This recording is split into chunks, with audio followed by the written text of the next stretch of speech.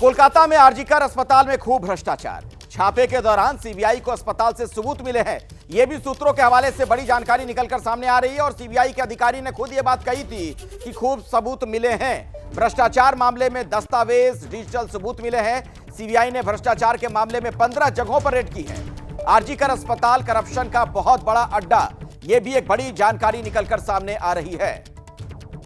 तो इस हॉस्पिटल में करप्शन के भी कई मामले अब उजागर हो रहे हैं। छापे के दौरान सीबीआई को अस्पताल से अहम सबूत मिले हैं। भ्रष्टाचार वाले मामले में दस्तावेज भी मिले हैं और डिजिटल सबूत मिलने की बात भी सामने आ रही है।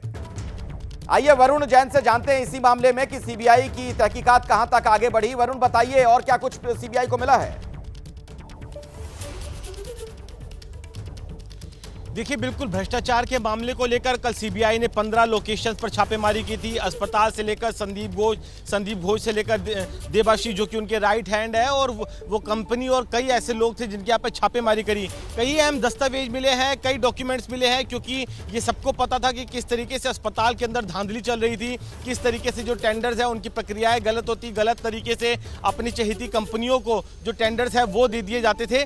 आज भी जो सीबीआई की एंटी करप्शन यूनिट है उसने देबाशीष को अपने दफ्तर बुलाया था, वहां पर भी कई घंटों पूछताछ हुई। लेकिन सबसे अहम यहां पर यह भी हो जाता है कि जो रेप और हत्या का मामला है, क्या उसकी कड़ियां भी इस करप्शन से आकर जुड़ेगी? क्योंकि देखिए, दोनों मामलों की पैरेलल इन्वेस्टिगेशन हो रही है। लेकिन अब कहीं ना कहीं सवाल इस बात पर भी खड़े होने लगे हैं, क्योंकि 10 दिन से ज्यादा सीबीआई के पास रेप और हत्या का मामला टेक ओवर किए हो चुका है।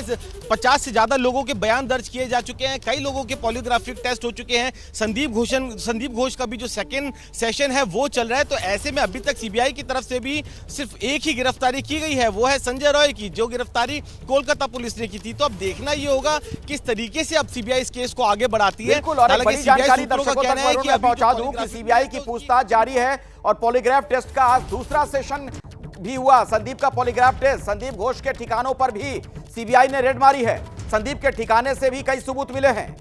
संदीप के घर पर 12 घंटे तक ये छापेमारी चली है और इस दौरान कुछ दस्तावेज मिले, कुछ डिजिटल सबूत मिले।